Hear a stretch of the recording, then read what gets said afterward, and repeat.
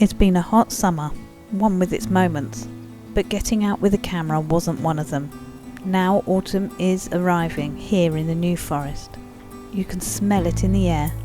The mornings are cooler, carrying a pleasant freshness, and there's a clear sense of change.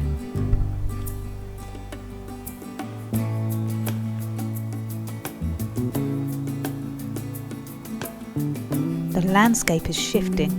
Conkers are falling, bouncing as they hit the ground. The fallow deer are preparing for the rut. The males are growing stronger, looking proud and brave, no longer so quick to flee as I walk through the woods.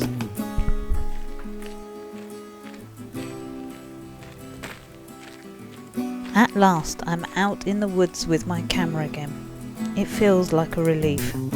It's been weeks since I've been able to do photography in the place I love the most, my happy place, the New Forest.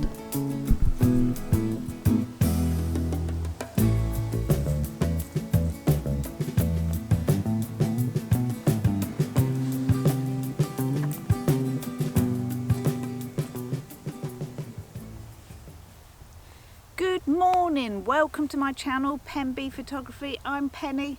And today we are going to look for some fungus to take photos of. We got some here, but it's not looking great, but I'm just going to have a cup of tea and then we're going to get on with it.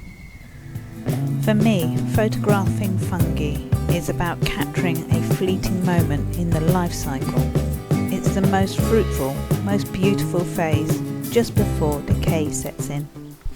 Okay, not very aesthetically pleasing, but definitely worth getting the old phone out for, I reckon.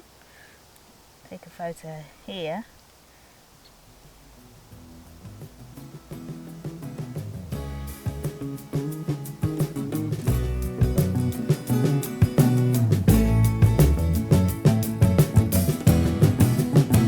There's so much variety in the UK, from tiny brown, easily overlooked fungi to bright orange and scarlet varieties, and everything in between. My challenge: to get an image that does justice to this incredible life form. Will I manage it? Well, you'll just have to wait and see. Right, hello. Right, so walking through the forest, I found this lovely little brown toadstool here. I'm loving how it's not the classic red with the white dots, and that I love that, don't get me wrong, but this is very autumn colours. We've got sort of a real colour palette theme going on, browns, yellows, dull greens. It's looking nice. I've really built this photo here. So normally I use this blue pad for me to sit on, but the camera's got it now. I'm shooting very slightly up, and we've got these lovely two toadstools sitting together. Now, they were disappearing within the photo, so admittedly I have collected some of the yellower leaves around here and plopped them behind. I haven't bought anything from more than a metre around, so I have moved some of the foliage around it without disturbing anything too much, just dead leaves on the floor. And then I have shot up a little bit, and also just to bring some, also to make the toadstool pop from the background a little bit, I have put the light on my phone just to bring it out a little bit, and that has helped very slightly. And I have sat here for a minute or two just creating what I want. I'm on manual focus and I've got my depth of field. I'm on F8 because I want the front of the toadstool and also the rest of the toadstool in focus. This is on full zoom at 105. It's not really a macro lens, so full zoom at 105 at the closest point I can focus. I don't need to worry about the background being out of focus because of it being on full zoom and so close. It just will be. So what I've gone for is an f-stop, so I can get as much of the toadstool in focus that I'd like. And then I have just moved leaves and bits just to try and really create the photo, because I've been taking pictures with my iPhone and that's great and they all look lovely, but I want there to be a difference between carrying this great big camera around and the snap I do with my phone, why am I carrying a big heavy camera around? And this is helping me create a picture a little bit more, and obviously the quality will be a lot better, but in quality terms I'm going to show you this all on the internet. So seeing between these two different cameras on the internet, it's difficult to spot the difference. Maybe you disagree. Let me know down in the comments. Can you see the difference between a phone photograph and a large mirrorless camera photograph on the internet? Let me know. Anyway, I'm going to show you the picture of this. I'm quite pleased with it. I hope you like it.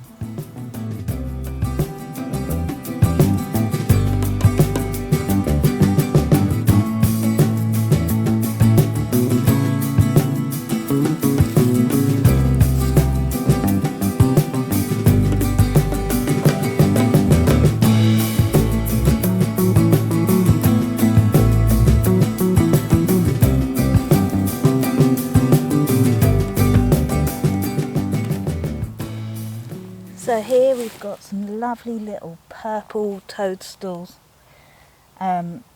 Just spotted them as I was walking through. I'm obviously looking down, so I'm wondering what wildlife or whatever I'm missing. Really subtly beautiful again, and I've done this one in landscape and knocked them off to the side of 3/3. Yeah, really pleased again with them. Again, I have just taken leaves and these little twigs out that are in the way, but no real impact at all. I've come off the path, and as long as you're careful where you put your feet, because there's a lot of fungus and we need to be careful. It helps because people for some reason see toadstools and sometimes feel the need to kick them over, or they accidentally get knocked or something like that. But if you come off the path, they're looking good and nice and tidy. So I'm really pleased with this one. Again, I will show you it. Again, manual focus. I just feel like the control is so much better for this situation, and just really creating the image that I want. f5.6. Yeah, and a 60th of a second, and I've also put it on a 2-second timer just so everything, my hands are away and it's just all stable as just a just in case thing, because I don't want my hands to be, my movement to be the one that makes everything rocky. But yeah, pleased with this. I'm really enjoying myself. I'll show you the picture now.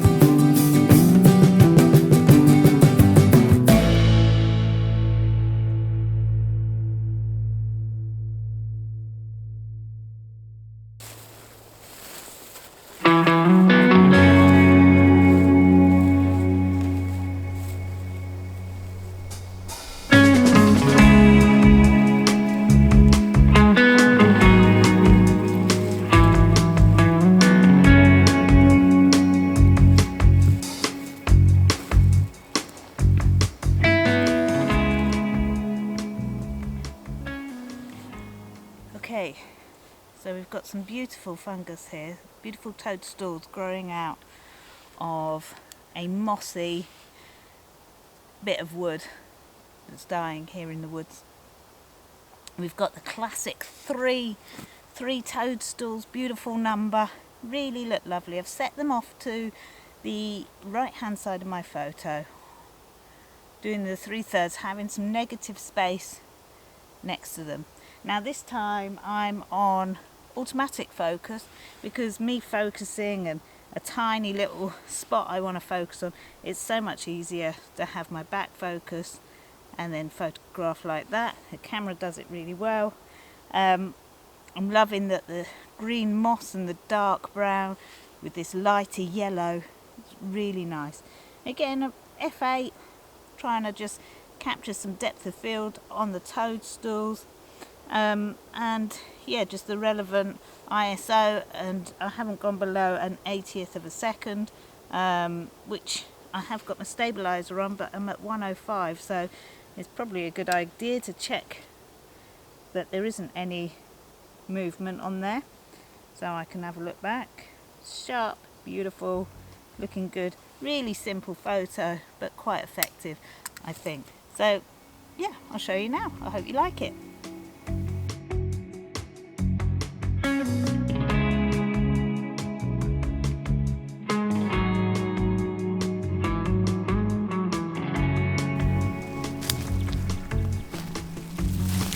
On this mini adventure, I'm turning my focus to fungi.